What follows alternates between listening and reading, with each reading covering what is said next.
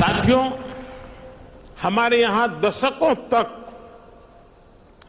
सरकारी व्यवस्थाओं ने जिस तरह काम किया है, उस वजह से सरकारी शब्द आते ही लोगों के मन में आता था खराब क्वालिटी, काम में बरसों की देरी, बेवजह रुकावटें, जनता के पैसे का अपमान। मैं अपमान इसलिए कह रहा हूं क्योंकि जो टैक्स के रूप में देश की जनता सरकार को देती है, उस पैसे का इस्तेमाल करते समय सरकारों में ये भावना ही नहीं होती थी कि एक भी पैसा बर्बाद नहीं होना चाहिए। हर एक को लगता है अरे यार ऐसे ही चल रहा है, चलने दो, चलता है, क्या है। देशवासी भी अभ्यस्त हो गए थे कि देश ऐसे ही चलेगा।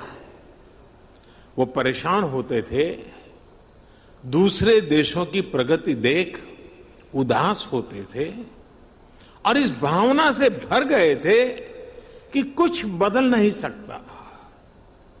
जैसा अभी हम वीडियो में भी देख रहे थे, हर जगह नजर आता था work in progress, work in progress.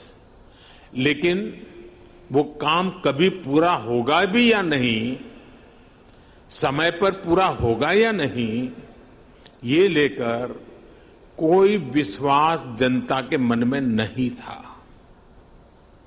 Work in progress का बोर्ड एक तरह से अविश्वास का प्रतीक बन गया था। ऐसी स्थिति में देश प्रगति कैसे करता? प्रगति भी तभी मानी जाएगी जब उसमें गति हो। गति के लिए एक अधीरता हो, गति के लिए एक सामूहिक प्रयास हो। आज 21वीं सदी का भारत सरकारी व्यवस्थाओं की उस पुरानी सोच को पीछे छोड़कर आगे बढ़ रहा है।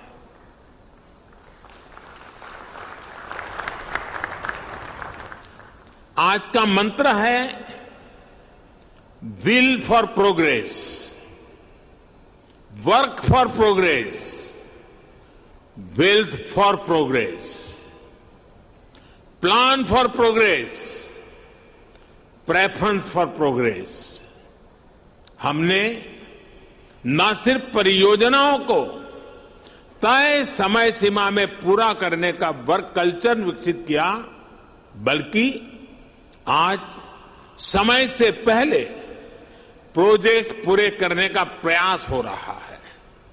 अगर आज भारत आधुनिक इंफ्रास्ट्रक्चर के निर्माण के लिए ज्यादा से ज्यादा इन्वेस्टमेंट करने के लिए प्रतिबद्ध है, तो वही आज का भारत हर वो कदम भी उठा रहा है जिससे प्रोजेक्ट्स में देरी ना हो, रुकावटें ना आए, कम समय पर पूरा हो।